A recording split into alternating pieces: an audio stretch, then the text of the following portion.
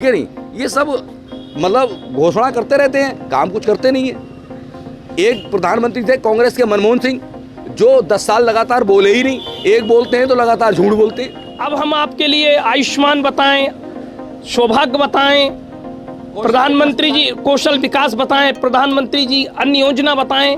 इनकी तो योजनाएं इतनी है कि अगर मैं नाम लूंगा तो रात हो जाएगी योजनाएं बताते बताते। जैसे चौधरी साहब ने कहा घोषणाएं बहुत हैं, मगर उस योजनाओं का लाभ जनता को कितना मिला।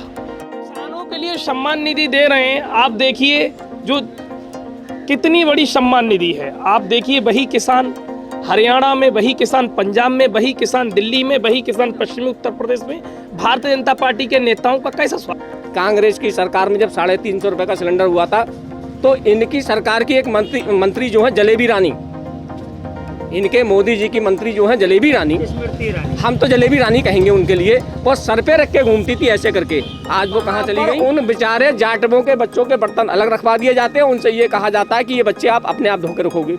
वहाँ के मौजूदा प्रधान से ये बात पूछा गया तो उसने कहा हम ठाकुर हैं, ये हमारे रसोईया ठाकुर हैं, इन जाटवों के बच्चे को धोएंगे। और ये कहते सबका साथ सबका विकास।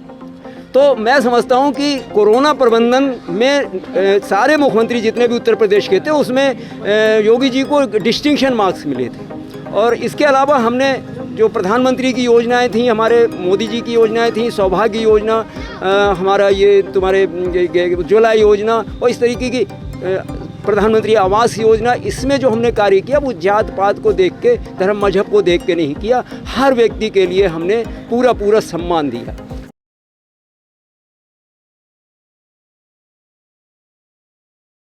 आज़ाद नेशन न्यूज़, पैनी नज़र, हर खबर। प्रदेश में भारतीय जनता पार्टी के 4.5 साल पूरे हो चुके हैं। वहीं भारतीय जनता पार्टी अपनी उपलब्धियों को गिना रही है, अपनी योजनाओं को बता रही है और उसका कहना है कि जो हमने दिया वो किसी सरकार ने अभी तक नहीं दिया। इसमें बात करने के लिए हम भोजीपुर आए हैं। ये हमारे चैनल का दूसरा प्रोग्राम है आज़ाद नेशन न्यूज़ का। बात करते हैं भारतीय जनता पार्टी के नेता हैं, इनका नाम मैं नहीं जानता, बात करता हूँ मैं, इनका निर्मल सक्सेना जी। बात करते हैं क्या क्या योजना भारतीय जनता पार्टी ने अब तक दी और क्या क्या लोगों को लाभ मिला। देखिए, भारतीय जनता पार्टी विकास का दूसरा नाम है और योगी जी पिछले 70 वर्षों में जितने भी मुख्यमंत्री आए हैं, इवन एक कल्याण सिंह जी ज़रूर कुछ थोड़ा सा करीब आते हैं, वरना कोई भी योगी जी के पास नहीं आता। हमने क्राइम कंट्रोल के लिए जो काम किया है वो पूरी समाज ने देखा है, आपने देखा है। विकास दुबे एनकाउंटर जो है वो बड़ा चर्चित रहा। इसके अलावा और भी जितने क्राइम थे तो सब योगी जी का कहना है या तो आप जाइए रेल में, यानी यूपी से बाहर, या जाइए फिर जेल में। तो इस क्षेत्र में, और दूसरी चीज़ बेरोज़गारी के क्षेत्र में ले लीजिए, वो हमने मुद्रा लोन दिया, मुद्रा योजना से हमने लोन दिया और 14 लाख बच्चों ने ये लोन लिया है। जाहिर है कि वो ये लोन लेके घर तो नहीं बैठे होंगे, किसी ने चाट का ठेला लगाया होगा, किसी ने छोटा सा रेस्टोरेंट खोला होगा, किसी ने कोई और काम किया होगा। और काम किया होगा तो हर किसी ने शायद एक दो लोगों को रोज़गार दिया होगा। जैसे अब मैं एक टेम्पो ख़रीदता हूँ तो फिर मैं एक हेल्पर भी रखता हूँ, क्लीनर भी रखता हूँ। तो इस तरीके से हमने बेरोज़गारी की समस्या पर बहुत बड़ा काम किया। लॉकडाउन के समय पे बहुत सारे लोग बेरोज़गार होकर दूसरे प्रदेशों से लौटे और इतना कुशल प्रबंधन हमारे योगी जी ने किया उत्तर प्रदेश में कि जहां लोग महाराष्ट्र का नाम सुन के, दिल्ली का नाम सुन के, राजस्थान का नाम सुन के कपकपा रहे थे, वहां उत्तर प्रदेश आते ही वो लोग जो े शांति में आ जाते थे कि भाई अब कोरोना से बच गए। और योगी जी की तारीफ़ जो है उन्होंने वर्ल्ड ऑर्गेनाइजेशन के घेवरियस ने भी की। तो मैं समझता हूं कि कोरोना प्रबंधन में सारे मुख्यमंत्री जितने भी उत्तर प्रदेश के थे उसमें योगी जी को डिस्टिंक्शन मार्क्स मिले थे। और इसके अलावा हमने जो प्रधानमंत्री की योजनाएं थी, हमारे मोदी जी की योजनाएं थी, सौभाग्य योजना, हमारा ये तुम्हारे उज्ज्वला योजना और इस तरीके की प्रधानमंत्री आवास योजना, इसमें जो हमने कार्य किया वो जात पात को देख के, धर्म मजहब को देख के नहीं किया। हर व्यक्ति के लिए हमने पूरा सम्मान दिया। तो बहुत ही अच्छा रहा है और मैं तो ये मान के चलता हूँ कि आज की तारीख में योगी जी की सरकार दोबारा आ रही है, निश्चित रूप से दोबारा आ रही है। इनका कहना है कि योगी सरकार में उत्तर प्रदेश की जो भारतीय जनता पार्टी की सरकार है उसने 4.5 साल में बहुत कुछ दिया और दोबारा से ही भारतीय जनता पार्टी की सरकार बनेगी। आइए पूछते चौधरी अफसर खां से, इनका क्या कहना है, क्या क्या योजनाओं का लाभ मिला और कैसे कैसे करके उन योजनाओं को आप देखते हैं। साथियों, मेरे गांव की जो जनसंख्या है वो करीब 18,000 के समथिंग है और इस गांव में 15,000 आदमी बेरोज़गार है आज की डेट के अंदर। अगर ये देवमूर्ति का मेडिकल कॉलेज ना हो जो भोजीपुरा में बना हुआ है तो मैं समझता हूँ इस गांव के 5,000 लोग, इस क्षेत्र के 5,000 लोग घर बेच के चले जाएंगे। इतनी इन्होंने विकास करा है और इतनी योजनाएं दी हैं। इतना परेशान है आदमी कि आज जो 300 रुपये की मजदूरी पर नहीं जाना चाहता था वो 100 रुपये की मजदूरी पर जाने को तैयार है। और अभी हमारे भाई ने कहा कि योगी जी की तारीफ़ विदेशों में हुई है। ऑस्ट्रेलिया के एक सांसद ने योगी जी की तारीफ़ कर दी, समझ रहे हैं आप। तो ये से बहुत बड़ी उपलब्धि मान रहे हैं कि बहुत बड़ी उपलब्धि है। पूरे हिंदुस्तान के अंदर इस लॉकडाउन के कारण 2 करोड़ से अधिक आदमी बेरोज़गार हुआ है, जो भूखमरी की कगार पे है, जिसके बच्चे परेशान हैं, जिनके यहाँ 2 टाइम सब्जी बनती थी, 1 टाइम सब्जी नहीं बन रही है उनके यहाँ। ये आलम है इस देश का इस समय।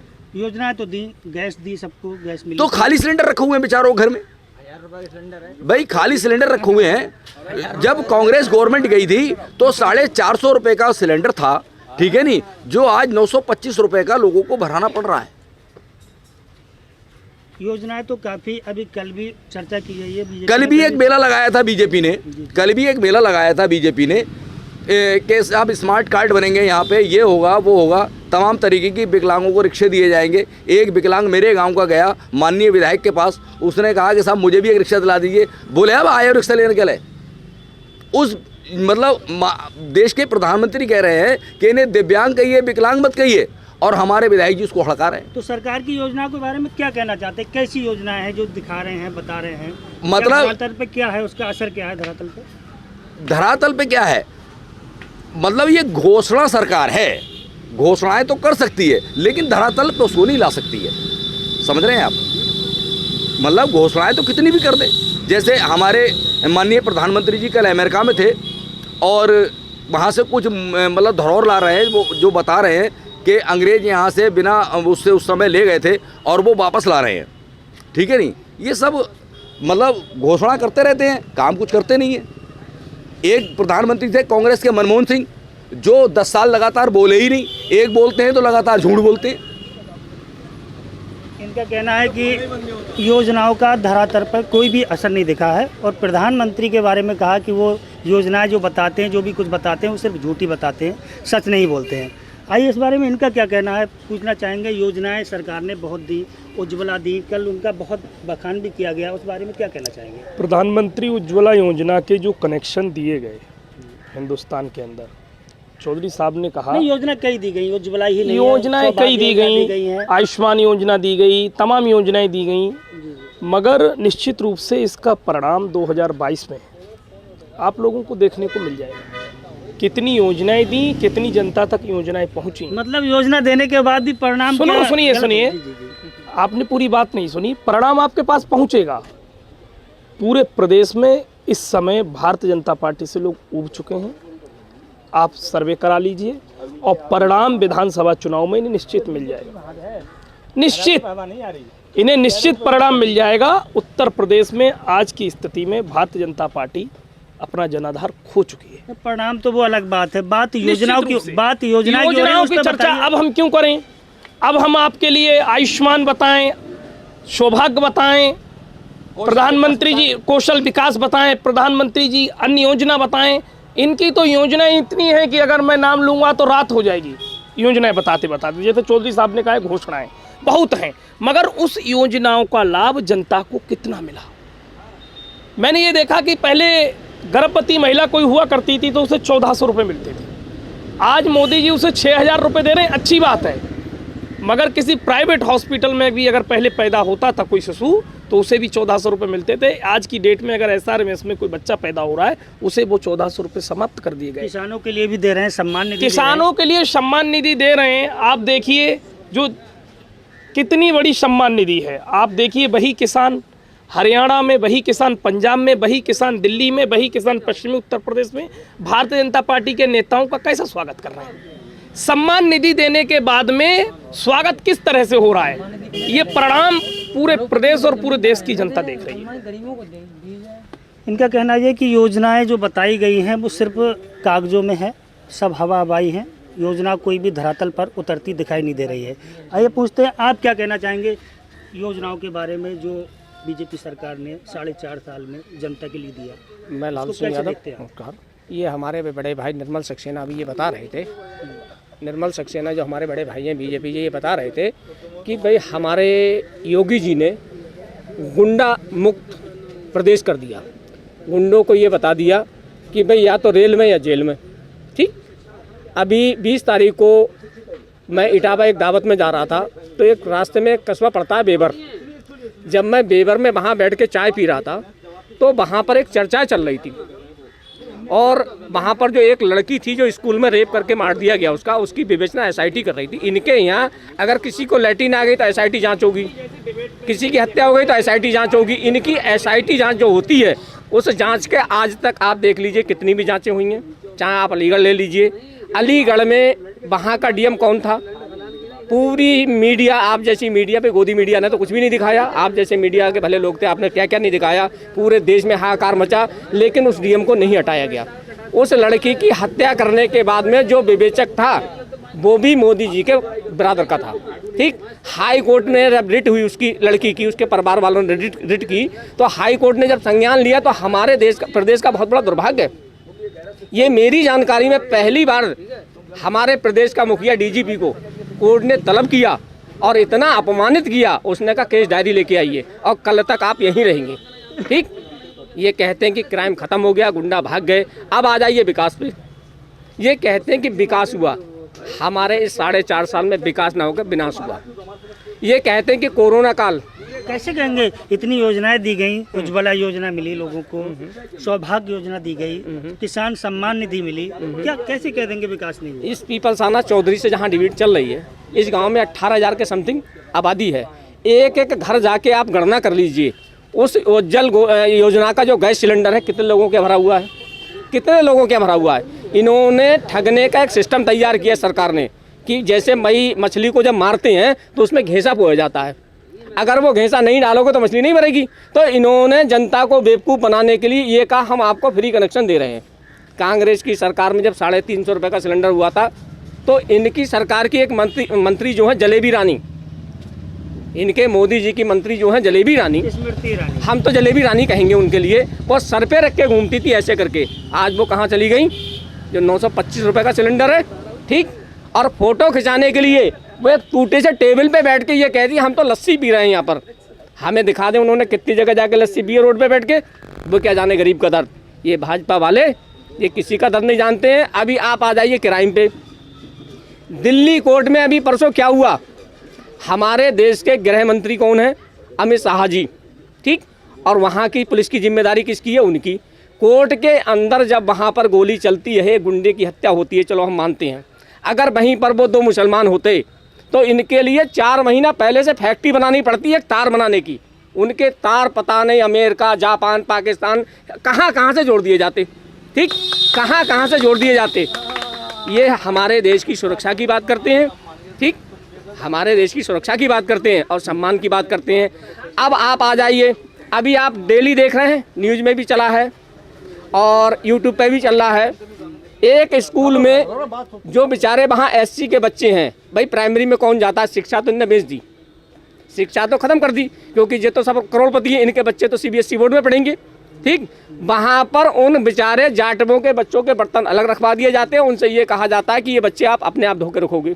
वहाँ के मौजूदा प्रधान से ये बात पूछा गया तो उसने कहा हम ठाकुर हैं, ये हमारे रसोईया ठाकुर हैं, इन जाटवों के बच्चे को धोएंगे। और ये कहते हैं सबका साथ सबका विकास। भाई ये किसको साथ लेके चलते हैं? आज भी इनके अंदर वही है जो पहले था, जिनने गुलामी कराई, वही आज जनता से कराना चाहते हैं। 2022 में जनता इनको जवाब देगी। पश्चिमी उत्तर प्रदेश से शुरुआत हो गई, संगन लाल गुप्ता जैसे यहाँ पर हर कार्यकर्ता के साथ इनके साथ यही होगा, विधायक से लेके ये किसी गांव में जाके तो देखें।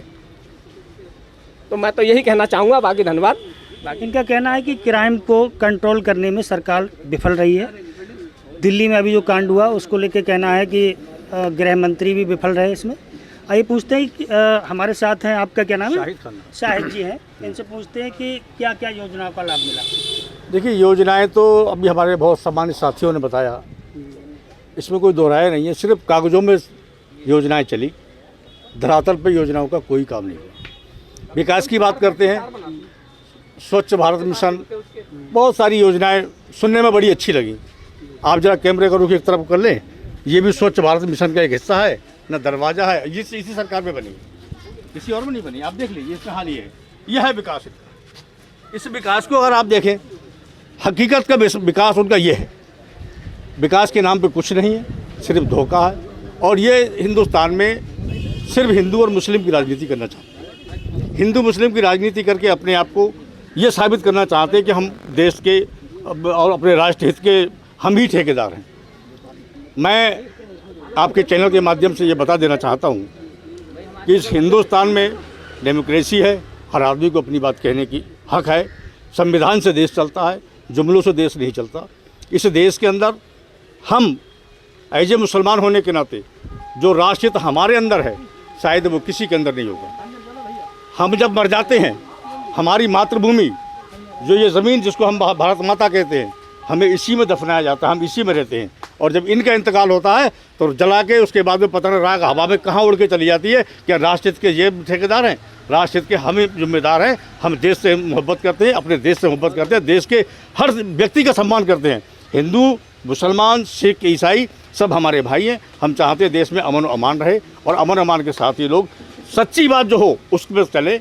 और सच्ची बात के साथ साथ जो 2022 का चुनाव आने वाला है, मैं गुजारिश करूंगा तमाम लोगों से कि जाति बिरादरी में ना फंस के अच्छे इंसान को वोट दें, जो देश का विकास कर सके, तुम्हारे प्रदेश का विकास कर सके, तुम्हारे क्षेत्र और गांव का विकास कर सके। यही मेरा कहना है। आज़ाद नेशन न्यूज़, पैनी नज़र, हर खबर।